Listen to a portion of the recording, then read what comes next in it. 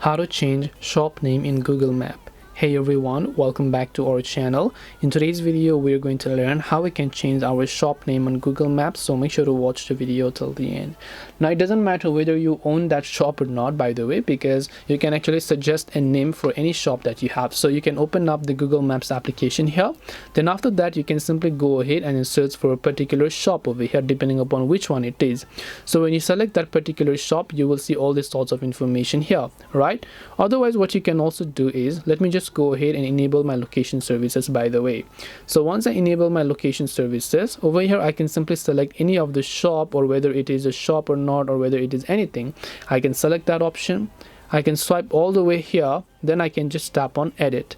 So when I tap on the edit button, I can select suggest and edit. So when I tap on suggest and edit, I can select change name or other details.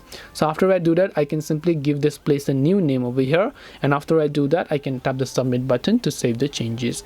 Now Google Maps is going to review it and only change it, by the way, so it's not that the changes is going to take place instantly. Hope this video helped as to how you can change the shop name on Google Maps. If you have any questions, feel free to leave them down. Thank you for watching and see you soon in the next video.